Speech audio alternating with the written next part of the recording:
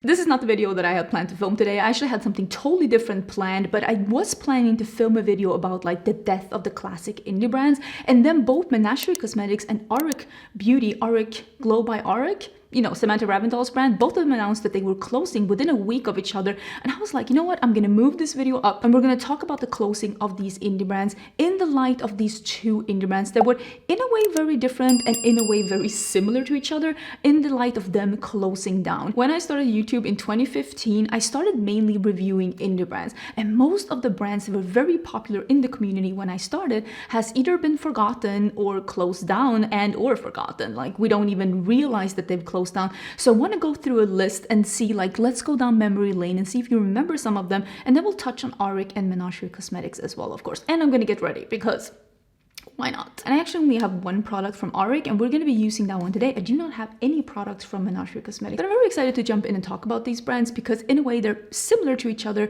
and in a way they're totally different from each other, especially since one of the brands I was always very excited to see the launches, and the other brand I couldn't even see the launches if there were any because the owner has me blocked. So I have the shade Pyrite that I am going to be applying, and I'm going to use this as like a skin tint glow, and then I'm gonna do concealer and I'm gonna powder my T-zone. With that being said though, I have not used this product in a hot minute. I think this is more my tan shade, which I am not, but here we are. So the reason why I was planning this video is because I was going through old videos of mine. I'm talking old videos of mine, like from the beginning. And I was thinking about the brands that are no longer with us. Some brands we kind of forgot about, they're still here, they've done some kind of a rebrand, or they're like still somewhat releasing stuff, like Ace Beauty or Divina. Like they're still here, they're still releasing their stuff. They've either done a rebrand or like Divina is still releasing her single shadows, but they're not as hyped as they used to be. These brands used to be hyped in the beauty community. And then we have brands that was hyped in the original like indie beauty community that made it big. I'm thinking about Cleonad or Nomad or Juvia's Place.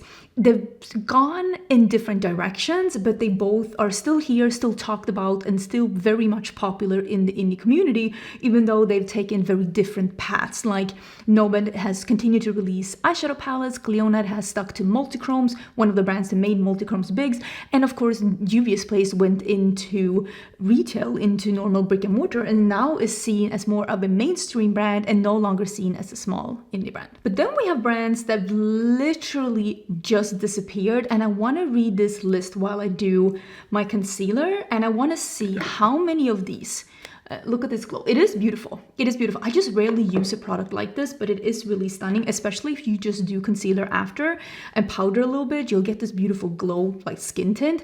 Let me read these to you and let me see how many of these you remember that used to be brands that I used to talk about, brands that I used to review, that used to be very hyped in the beauty community, that just are not around anymore. These are like the original indie brands, because we also had a second wave of indie brands that have become really big. And I'm thinking about brands like Blend Bunny was the second wave, Oud and Zara was the second wave, brands that are still here and still very popular. And these are the brands that came with the eyeshadow palettes, pre-made eyeshadow palettes, when those became really popular, because a lot of the brands that I'm going to mention now were brands that became really big when single shadows was the shizzle. I'm gonna go in alphabetical order, and you let me know how many of these you recognize.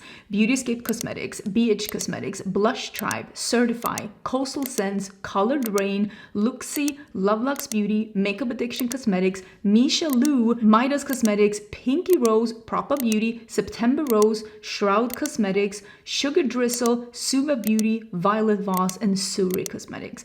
All of these are brands that have been mentioned on my channel, that I have reviewed, owned stuff from, sometimes had a code with, sometimes done like videos on, and for one reason or another they've all closed down. And I think for the main reason why all of these brands either closed down or are very quiet, like Violet Voss, Sugar Drizzle, Pinky Rose, and another brand on this list hasn't officially closed the doors or let people know that they're no longer in business. but they haven't updated on their socials for a bit and they haven't released anything. So I think it's fairly safe to say that these brands are just no longer active. Some of them still have a website up, a lot of things are on sale if you wanted to buy something from them, but I would not be surprised if these brands either announce that they're closing or just kind of like disappear into the ether. And for some of these brands, they've closed for different reasons. I know that September Rose, for example, closed for more personal reasons. She wanted to take care of her mom. I also know that something happened with Gerard Cosmetics and they basically ghosted all their customers for like 6 months, and then the owner came back from Lord knows where and just basically said, I'm closing the brand, I'm not meant to do this. I don't know what happened there, but there's definitely been a wave of these classic brands that we used to review, that we used to be so hyped about. They're just not here anymore, and now Menagerie Cosmetics is joining with those brands as one of the brands that are closing down. And Auric, of course, is not necessarily maybe an indie brand in the sense, because Auric Cosmetics did have a financier, like they did have an incubator. It was not a indie brand in the sense, but it was still an influencer brand. And we've also seen a few influencer brands closing down as well, like Laura Lee closed down her brand because they're just not, either the heart is not in it anymore or they weren't able to make it as big as maybe they were hoping to. So I wanted to read a statement that Menagerie Cosmetics had on their website, because I am actually blocked from this brand and I was not able to read it myself. People ask me sometimes, why don't you talk about Menagerie Cosmetics in your new makeup releases? The brand owner blocked me, which for me means you don't want me to talk about your stuff. I also have some creators that have blocked me. I don't know why. I guess they don't like me, which is of course within their right. But then of course I also couldn't talk about their collabs, because like if you block me, that's you telling me that you don't want me to talk about you or know about you anymore. So if you were ever wondering like why I didn't talk about Menagerie, it's because the brand blocked me. And I'm gonna respect that they didn't want me to talk about them, but now I feel like it's more of a like, you know, in the big news, and I feel like I want to talk about like them closing because it is part of the news. So there was actually another brand owner that sent me this. So I didn't get it myself from their site. Dear Menagerie family, turning 40 this year, I'm assuming this is in the voice of the owner that she's turning 40, has brought a lot of unexpected reflection. Menagerie Cosmetics has been one of my greatest joys to create, but lately my heart has been pulling me towards a different creative direction, and I feel these new ideas deserve their own space and identity. So I guess she's moving on with different ventures. With that in mind, I've made the difficult decision to close Menagerie Cosmetics. Going forward, I will be clearing out all remaining inventory, and these products will not be returning. So when they sell out, they sell out. If you would like to own a piece of Menagerie Cosmetics history, this is your opportunity. Stock up on your favorite products and shades, revisit old favorites, or finally try something you've had your eye on before they're gone forever. I'm offering 35% off all remaining product, excluding Sugar High. That's an old palette though, right? Sugar High, that was the one with the flying squirrel. Such a cute art on the front. And the discount will automatically apply in your cart. I'm incredibly grateful to everyone who's been a part of this journey and has supported this business over the past 8 years. Because of you, I've been able to spend time doing what I love and building something I will always be proud of. When the time is right, I will review my new... Oh, she's... Okay. I haven't read this for... Okay, I have mixed feelings about this. When the time is right, I'll reveal my new beauty brand, and I'll welcome you to join me when I do. With all my love, Samantha, the owner of the brand. I did not know that she was planning to launch a new beauty brand. That actually changes my thoughts about this, because I thought when she was saying, you know, my priorities changed when I turned 40, I thought it was more in the vein of I'm not as interested in makeup anymore because the brand hasn't been releasing that much, and instead I'm going to be focusing on another venture. But I guess she's just starting another beauty brand. That is interesting. She's also, back in the day, she did Menagerie Cosmetics used to be called Monster Makeup Monster, right? Wasn't it Makeup Monster? And then they changed to Menagerie, and not everyone was super happy about that. I mean, Menagerie doesn't roll off the tongue as good as like Makeup Monster. I don't know exactly why. It might have been a trademark thing that happens sometimes when like you call your makeup something and you haven't checked up on trademarks. I don't know exactly why they decided to do that. With Menagerie Cosmetics, It was never ever my favorite brand or my favorite formula.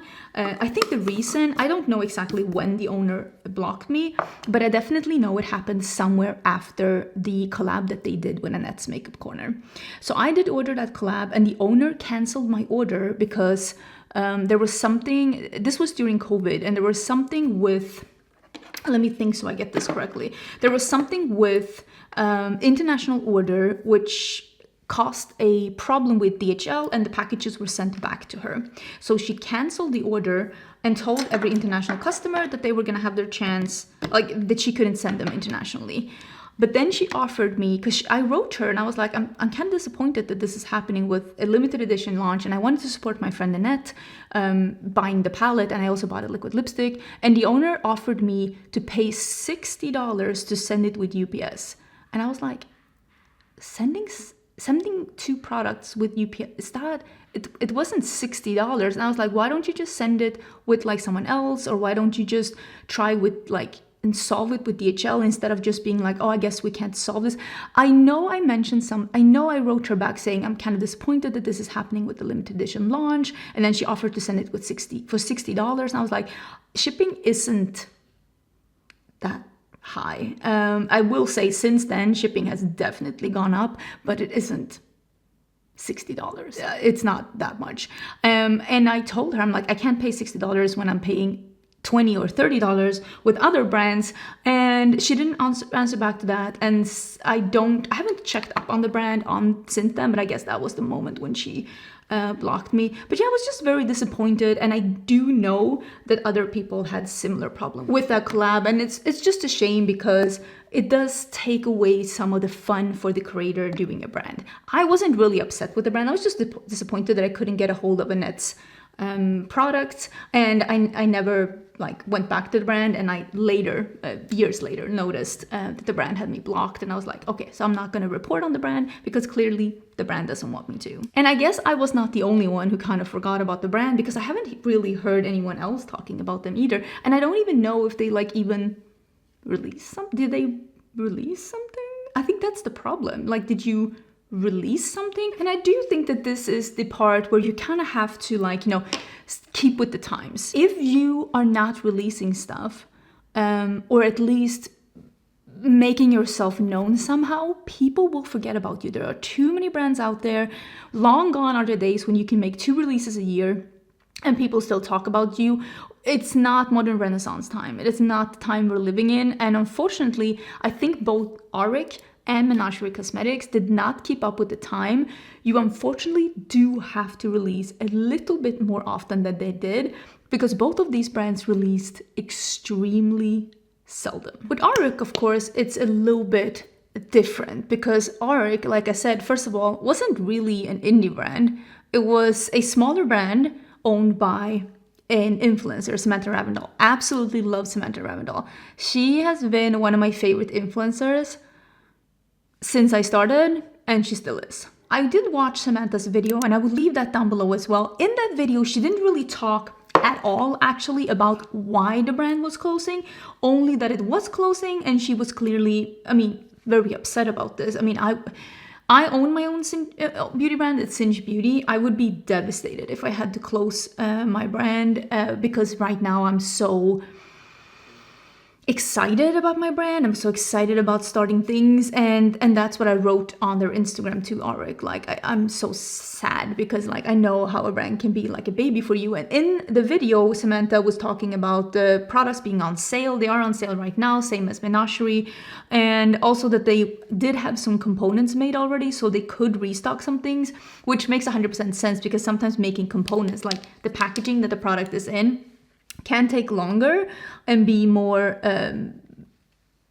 complicated than actually making the product itself. But she didn't really in the video talk about like why the brand was closing. But in the post that Auric put on their Instagram, they did put, "We have made the incredibly difficult decision to close our business. We have so deeply appreciated your support over the past 5 years. We can't thank you enough for trusting us in giving Auric a place at your vanity. As is the case for many other small businesses, the ever-changing market conditions, unstable tariffs, and rising costs of production and shipping amen, have made it increasingly unsustainable to continue operating. We are heartbroken, but beyond appreciative of the time we had in the community we love so much. It's been an honor creating products for you. Thank you for everything, the Auric team. I think with Auric, they seem to have a very different approach to creating products. And I think for Samantha, the owner, oh my God, this crayon is melting. She seemed to do products that she herself really wanted to create, like formulas that she really wanted. And she talked about this in the video too, that she was heartbroken that like now, which has been a curse for her, I guess, her favorite products are like soon not going to be, she's not going to be able to get a hold of them. And I think as a brand owner, I think personally that maybe that was one of the first mistakes with Auric, that they made products very focused on what the brand owner wanted. And this is something that I see with other indie brands too. And I think it is incredible. I mean, I've had a problem with this too. Like I create products that like I want to see, which is why I think bigger brands that have a bigger team and more voices are probably able to put out a more, not always looking at you, Tart, but like a more diverse portfolio of like shades and products and types and, you know, all of those things. As for Samantha, a lot of the products were more for no makeup, very glowy, dewy skin, the kind of makeup that I don't normally do, which is also why I only bought one of the products, which was the Glow Lust, and I bought that one at launch. This is the product they launched with. They also launched with, I'm gonna dig into Agate Temptation, which again, this is my favorite color story from my own brand.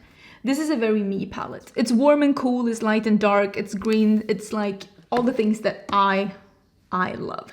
And I think again, it's very fitting for me to use this palette because like I said, it is very easy as a brand owner to do things that like you really love, the things that you really want to see. Is that a dog screaming? Sir, we're filming here. Quiet on set.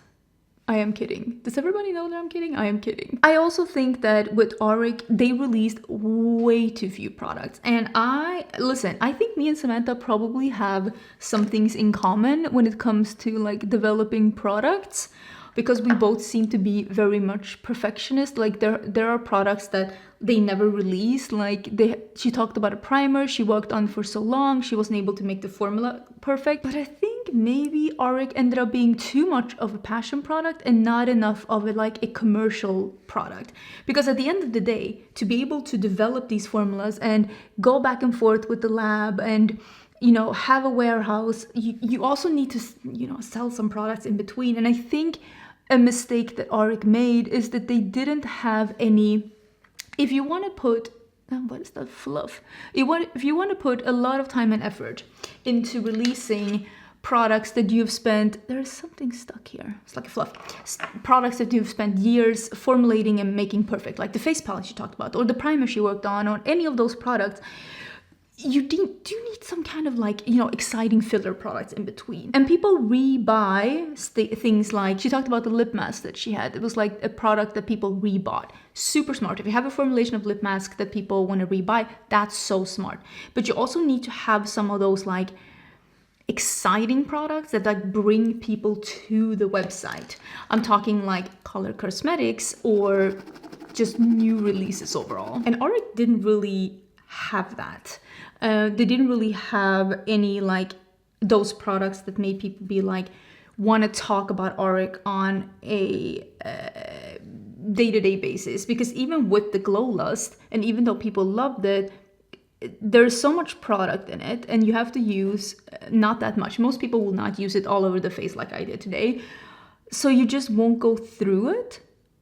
And in the beauty community, when something isn't new, a lot of people don't talk about it all the time because people, regardless of what people say, the majority of people come to YouTube channels to hear about the news, the makeup news, the product news, whatever news, just news. And they're not super interested in hearing about you droning on about the same products again and again and again and again. They'll grow tired of it. I think most viewers will agree that they get so excited when a creator mentions an old favorite that they used to love and mention that like, oh, by the way, I still love this one.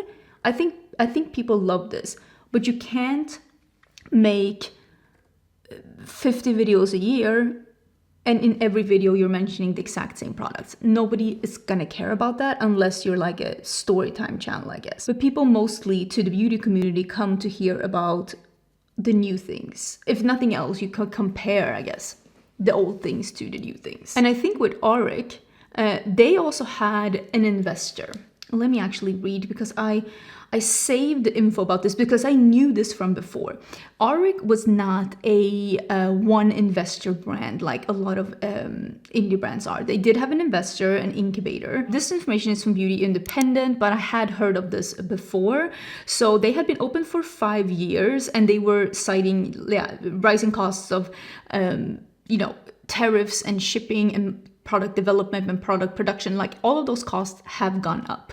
But I think the main problem probably from Auric is that the cost of running a brand went up, but the income maybe did not go up to cover those costs, because of course there are brands out there that are able to run their brand in despite of these like rising costs, because they're also able to bring in more money. So the incubator is called Magic Dusk, and it is actually run by Tarte Cosmetics. And it is also an incubator that helped Desi Perkins get her Desi Skin up and running, which has been a brand that is now available at Sephora, right? And I think with all of these brands that I mentioned, even the ones that I mentioned when I just, rabbled for a really long just about all these brands that are closed, I think the problem was never that the products weren't great. And I think this is what the beauty community basically has come to at this point, because I think we all realize that the brands that are doing the best in sales right now, like Tarte, for example, is doing incredible. And that isn't necessarily because Tarte has the best products, it's because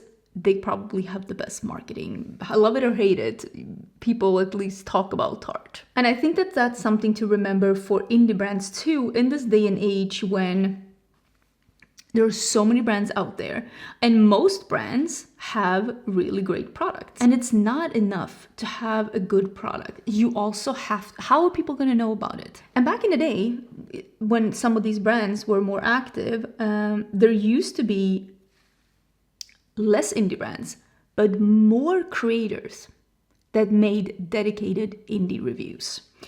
Now, most of those things are just on Instagram, I'm going to be honest. A lot of indie brands are the most active on Instagram because a lot of people will do like swatch content with it instead of doing dedicated reviews. And most of the old school indie review channels are just not doing that kind of content anymore. And that means that there are more brands spread more thin on fewer creators doing content like that. And I do think with some brands, they are very focused. And I think honestly, this is probably with Auric because Samantha Ravindal wasn't very active on social media and they didn't send out a lot of PR to people in between launches. I think maybe focusing too much on the product is never a good idea, because again, it's not enough to have a great product. If nobody talks about your brand, how is the news gonna spread? How are you gonna keep selling products in between launches if the in between launches, first of all, is years, and also nobody is really talking about it? Keeping the momentum where people remember you in between launches and are excited to see what you come out with in the future. That is the actual game you're playing in this day and age with makeup brands. How do you keep people being excited about your brand in between launches and not making that time too short or too long? It's that magic game that is just so hard to play. And I will say, I have not mastered it, but there definitely are brands that have. What I have gathered from like looking at indie brands that close, looking at brands overall that like close their doors and like what is happening and why they're closing and all of that, what I personally have gathered and what I think, this is my personal opinion, I think that a lot of brands are just a little bit too slow to adapt to new times and new trends. And I do think that unfortunately some brands just release too little things. And I don't know what that reason is, although I do have a sneaking suspicion when it comes to some brands, probably not Auric, because again, they did have a financial. With Auric, I think that probably the development process was probably a little bit too long. And it took too long in between products. Again, like I said, it probably should have released some, easy breezy, just getting it quickly out the door, especially with formulas that people already love, like release the lip treatment with different flavors and scents and colors, release the eyeshadows in even more colors, maybe do duos, maybe like there's so many things that they could have done and release more quickly with like formulations that they already had.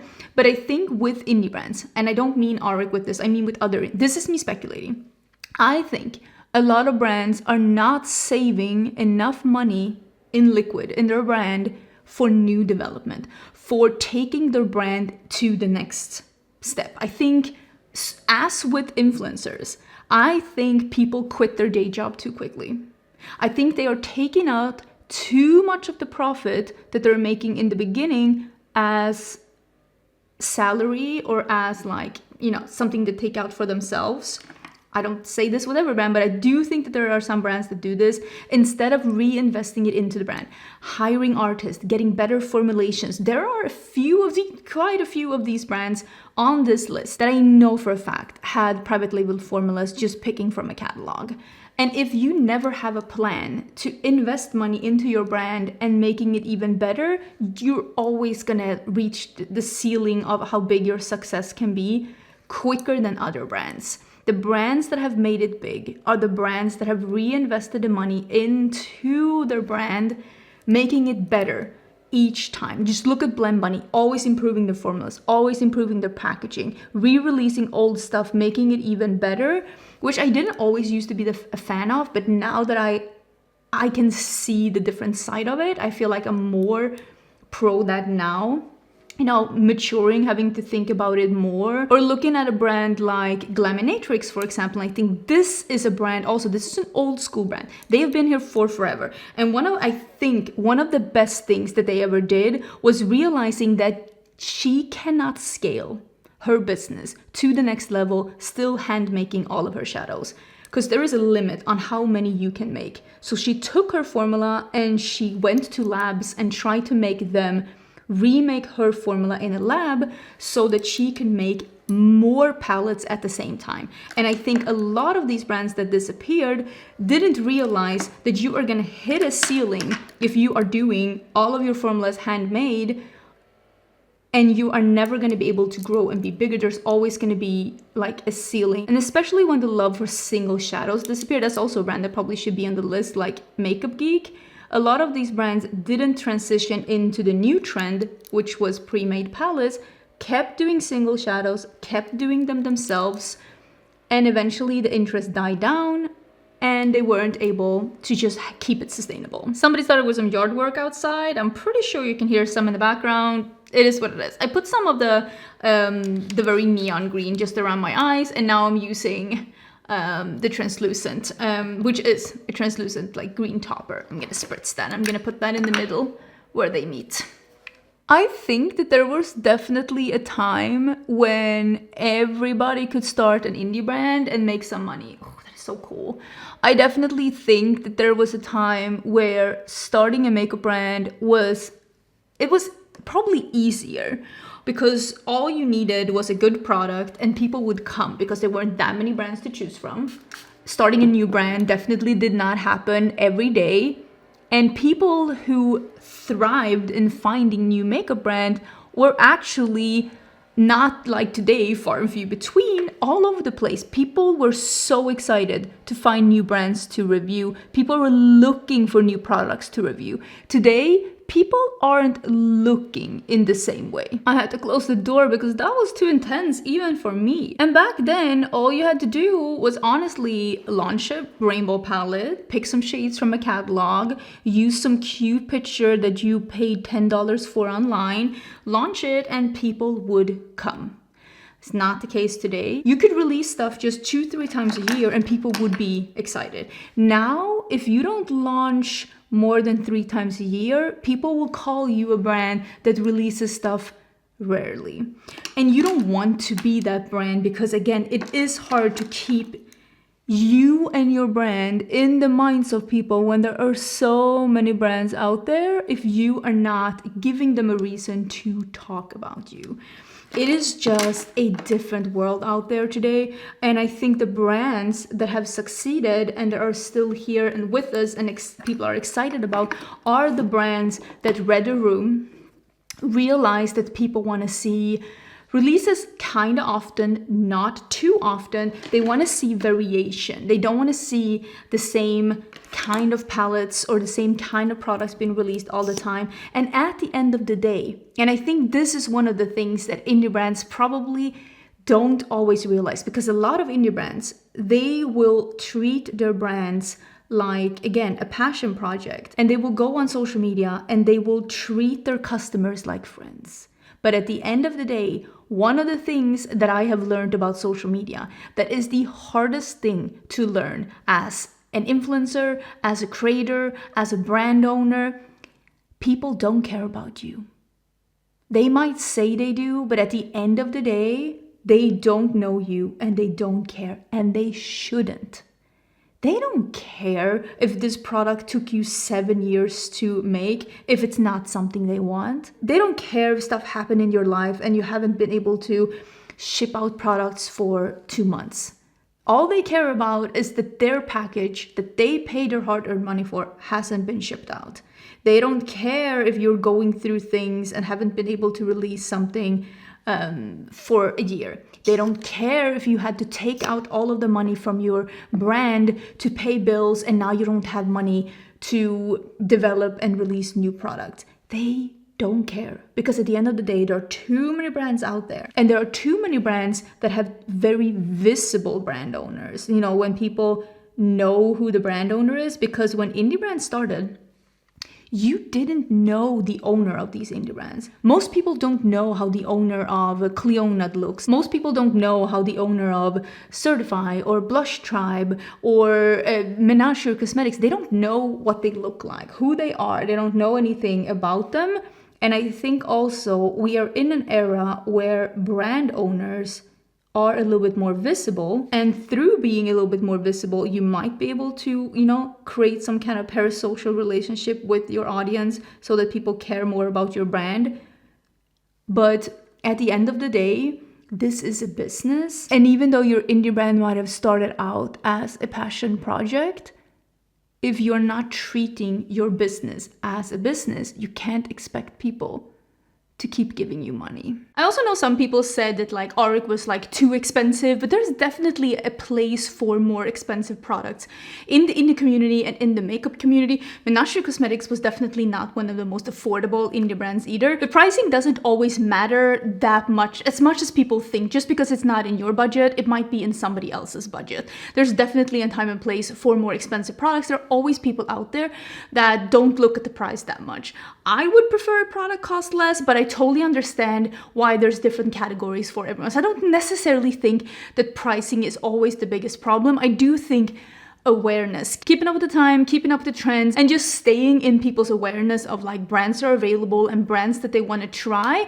I also do think that both like Menagerie and Auric were both not as active in their marketing with PR and social media, and just Samantha herself has been more focused on, I mean, her personal life. She had 2 kids, it makes sense, but then somebody else has to push out the brand. If you are not going to have a lot of products out so that people keep thinking about your brand, you kind of have to be the one that reminds people about your brand. And when you're not that active on Instagram or YouTube, same with Menagerie. Again, I was blocked by Menagerie, so I don't know if they were active on Instagram or not, but I never really see people talking about them, which leads me to believe that probably not. But I would love to hear your thoughts about this, because like I said, none of these brands that I mentioned necessarily had bad products, but good products just isn't enough today. I would love to hear your stories about indie brands that you have loved or forgotten about. Was your mind blown by some of the ones I mentioned and you maybe haven't thought about them for like years? I would love to hear your thoughts. And what do you think about the future of indie brands? What do you think is needed in today's climate to, stay in people's minds and to stay fresh and to just have longevity within the business? I'd love your thoughts about indie makeup down below. The things that I have on my face will be linked in the description box down below. I hope you're having an amazing, amazing, amazing day, and I will see you soon in a new video, which will probably be indie makeup actually.